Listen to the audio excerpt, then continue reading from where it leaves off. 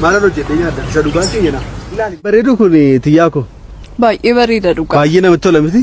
Abaaboonsaa abaaboollee gaatiyyuu jirta kunoo. Gara kamtarra na fiddee dhufte wantan bar. Ati maaliifan si fidee? Dhimma wayifan magaalaadhaa ba'uuf deema. Eeyyee. Dhimma maali? Dhimma tokko fan magaalaadhaa ba'uuf deema. Turu garuu torban 2-3 caalaan turu deebi'ee nan dhufa. Amma sitti garuu jaalala kuusee sitti kenneen akkati isatti fayyadamtuuf jedhee nas fide. Eessa deemta naan galli hirkoo? Jechuun magaalaadhaa ba'eeni dhimma isaa amman dubbatamu. Dhimma hin beekne qabda? La booddee sittan hima. Garuu anamma yeroo nama baay'ee beekamaa taatu dhimma kee abbaa argiteetti nimti. Ati nama kawwati garuu karaatti diinni si gaadduun beekama.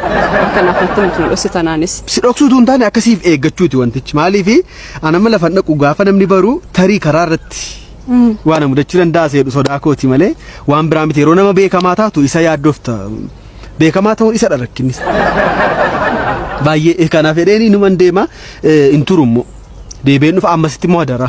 Yoo qofaa taate eenyutti bilbiltan siin jedha. Anumatti bilbil. Ijoolleen hojii sallee chuchaafaas bilbiluu nan danda'a isaaniif. Yeroo biraa deemuu laata? Chuchaa sanarraa maal fuutatiin jedheeman. Anamma siif fedhee rakkadhee kunoo asii bosona keessa si fidee abaaboo adda addaa si agarsiisee siif jedheen gatii kaffalan. Tokko lama jettee lakkii qofaan ta'u chuchaan faa jiru. Jiruu isaa dhoowwatu ammayyuu. Maaltu maayin? Ansi fedheen rakkina amma kana argaa jira miti kunoo. Chuchaan beeku akka ta'e hin beektu maal? Hiriyaa abbaa barbaadee ta'uun. Isa wajjin aanaa seenan isa wajjin akka taasuuf tun barbaaduuti gamtaa faayiif bilbil. Hin bilbiliniif gamtaafis. Yoo barbaadde yoo rakkattee inistiraaktar faa bira dhaqii taasise. Isaanittuu naaseen namni si anaa nama namu. Naasa'u na fundumti saa'u. Kanaafiyyuu torban 2 caalaan turuu deebi'een dhufa adaraaga jaalala koo adaraa. Ankallee garuu dhimmi itti deemtu firku. Dhimmuma nu fayyadudha. Booddee sii galaa wantichi. Akka waasitti munan godhin akka waan ayyaadesitti munan godhin. Natti mi malee maa jechuudha akkamti dhositati waa?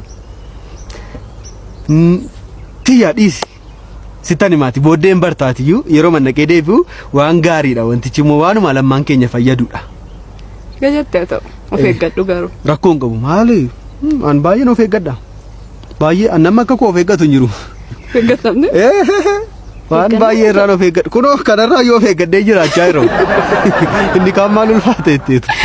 Booda immoo balleessaa kan biraa akkam balleessin. Lakki dhuga. Gamtaa hojii waa hojjechuuf miti. Lakki gamtaan keessaan qabu kana keessaati. Gamtaa isaa dhowwatu gamtaa maaliiti ni silaamu. Taanaan ta'u.